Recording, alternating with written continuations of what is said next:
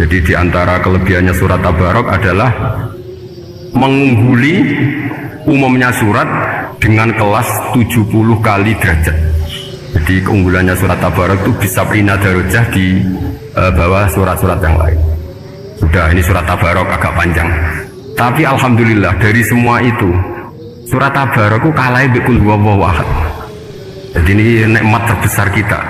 Karena nggak perlu Tabarok, saiki porsi ini diturunkan jadi apa? Qul. Makanya banyak tarawih main apa? Qul. Itu bukan kecari cepet, itu dalile musalsal ila Rasulillah sallallahu alaihi wasallam. Jadi ada sahabat itu kalau ngimami main kulhu. Di Indonesia masih mendingan kulhunya rakaat kedua ya. Itu enggak, sahabat ini rakaat pertama ya kulhu, kedua ya kulhu. Masih mendingan di Indonesia dipakai selingan rakaat kedua. Singkat cerita, sahabat yang makmum ini lama-lama mangkel, matur, ya Rasulullah, ini orang yang kau pasrai jadi imam itu sering main kulhu. Akhirnya Nabi memanggil, ya fulan, kenapa kamu suka baca kulhu? Li'annaha sifatur rahman, karena dalam surat kulhu itu semuanya menerangkan sifatnya Allah Ta'ala. Maka saya suka itu. Nabi saat itu juga dapat wahyu, ya Muhammad, kasih tahu orang itu, ini uhibbu, saya suka dia karena dia suka kulhu. Nah, itu aja hafalkan itu. Jadi itu riwayat yang lebih menggembirakan gitu. Jadi tidak usah Tabarok, cukup apa?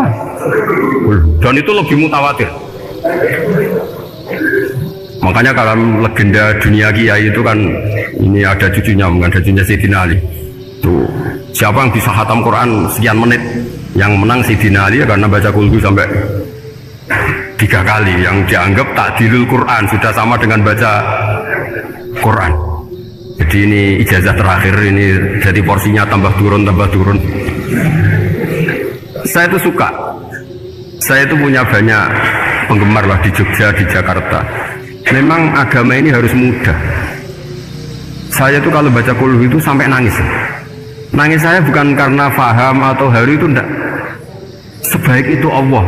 Masa gara-gara hafal kulhu, main kulhu dicintainya? Ya karena memang Allah itu benar-benar zat yang baik.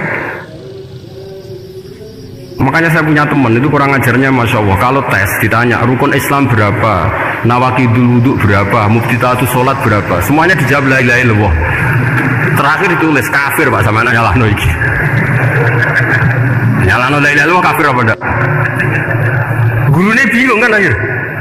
Di ek iku la ilaha illallah kok di ek. Akhirnya bocah diceluk, "Cung maksud piye? Mana sampean wani ek Pak, kafir Pak." Akhirnya sugahno ribut-ribut. Pertanyaan apa tuh? Ma mubtilatus sholat ya la ilaha illallah. Nah gitu wudu ya. Tapi jangan tiru. Lah gurune kok pengen ek wani kafir.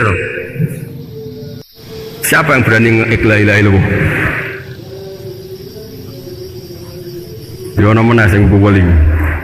Sanging belinge disurati wong tuane. Kalau nu mondok sarang era kuno, jadi ijek lugu wong. Surati wong tuane, kowe gak susah, wong tuamu disurati. Tenang ya Gus, bapakku buta huruf. Jadi disurati, gak ngefek wong bapaknya buta huruf. Nah, di Islam, saya ulang lagi di Islam. Dengan tanda kutip kesalahan-kesalahan kecil gini ku zaman Nabi, sahabatnya Nabi, iku kabeh itu jadi berkah. Makanya nggak ada ilmu sebarokah kayak zaman Nabi. Wong goblok wae jadi berkah. Sampai Nabi ngendikan aksaru ahlil jannah al-bulu, agi-agi penduduk swarga itu wong goblok. Mergo wong goblok itu piye? Kabeh dimangkeli iku ya gaweane pangeran. Nabi itu pernah disomasi wong goblok. Itu ya piye? Nabi kan cerita kiamat tuh gini. Yang kemarin gak jadi itu. Terus kiamat di Indonesia kan berapa kali ya? 999 terus 2000 berapa? 12 terus Jumat apa kan sering mau ada kiamat. Saya sering ditanya tamu, Gus, ngenteni kiamat yang putih. Entah ini ngene bareng aku aneh-aneh. Mungkarwan la ya'lamu illahu bakas. Mak misalnya tenan piye Gus? Ya tenan sing kena gue enak aku gak. Wah sesuk tajak ngenteni kiamat kasih do kiamat. Aneh-aneh. Saya ulang lagi. Ketika Nabi cerita dasarnya kiamat itu sahabat itu nggak mikir. Padahal mereka orang-orang pinter. Semikir wong desa, Pak. Ya Rasulullah, mata sa'ah. Engkau itu cerita kiamat terus tapi nggak jelas tanggalnya. Lalu itu kapan? Wah, paket sahabat, pinter juga. Kalau cerita itu ada tanggalnya dong. Ini kan cerita terus tapi nggak jelas tanggalnya. Apa diamuk wong desa?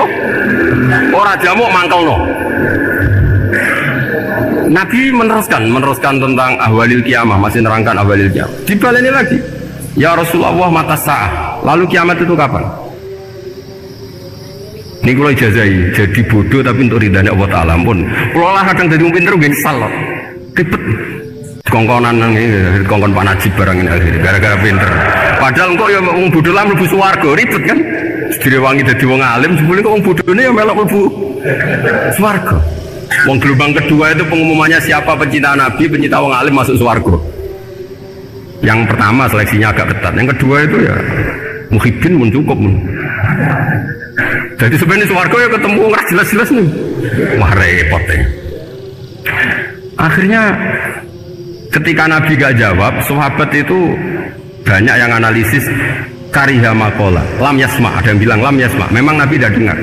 Ada yang analisis sami'a wa kariha makola, sebenarnya Nabi itu dengar tapi gak suka karena pas khutbah diket, masih diinterupsi. Karena diulang-ulang lagi akhirnya akhirnya Arabi tadi mengulang-ulang lagi, akhirnya Nabi jawab. Karena Nabi itu orang yang sangat pintar, jawabnya ma'atatalaha, kamu kok berani tanya kiamat kapan, persiapan kamu apa? Fawawahi ma'atatulaha kabiro sholatin wala siyamin wala gada wa gada walakin ni uhibbuka. Itu menang, itu pede. Apa Nabi tanya persiapan saya? Oh, kalau sholat saya biasa kok bangga. Wes biasa kok. Fawawahi ma'atatulaha kabiro sholatin, saya sholatnya biasa, puasa biasa, maksudnya wajib-wajib tok lah, tidak aneh-aneh. Tapi walakin ni uhibbuka, tapi saya ini mencintai engkau. Apa jawabannya Nabi? Almaru ma'aman ahabba. Dan itu melegenda seluruh dunia, baru kayak Bedui. Jadi semua orang yang hafal hadis almaru ma'aman ahabba atau anta ma'aman ahabba itu baru katu hadal Bedui, karena berkahnya orang Bedui. Dan hadis itu mutawatir karena dikatakan Nabi ketika khutbah, orangnya banyak yang hadir banyak. Barokahnya orang Bedui, gak disopan santun. Mujizatnya Nabi seringnya gara-gara orang Bedui. Nabi khutbah, wis khutbah cerita akhirat, cerita kebaikan. Ya Rasulullah, khutbah mohon bakas akhirat kebaikan. Sekarang itu tidak ada hujan, halakatil amwal. Sekarang harta hilang semua. Hewan-hewan sudah mau mati semua karena apa? Kekeringan. Mohon jenengan rasa bakas niku, pun jaluk hujan mohon. Nabi langsung Allahumma, wah langsung tentu wures. Nah jadi ulama lah, Nabi berodok gelos putih hujan seminggu, nganti akhirnya sapi ini aku gak mati krono kehausan tapi kelintir. Parani nih Nabi, ini orang rasa salah parah. Ya Rasulullah, wong kulo diudung hujan ben ra mati, saya mati tenggelam. Mau lereni santai weh. Nah, saya minta doa hujan supaya hewan-hewan itu bisa minum dan seger. Dan ini malah do kelintir. Akhirnya Nabi itu lebih menang. Allahumma hawalena wala alina Allahumma alal akam wa dhirab terus. Ini wong desa. Betapa barokahnya wong desa iki, orang tahu betapa Rasulullah itu sekali ngendikan alam itu harus tunduk. Jadi min mu'jizati Rasulullah sallallahu alaihi wasallam itu sekali ngendikan alam itu harus ngikuti. Jadi Nabi misalnya ngendikan hujan, itu panitia hujan, malaikat hujan harus nuruti. Nabi ngendikan berhenti juga harus berhenti. Makanya enak jadi nabi itu, tapi kamu nggak mungkin, sudah tutup, sudah tidak mungkin.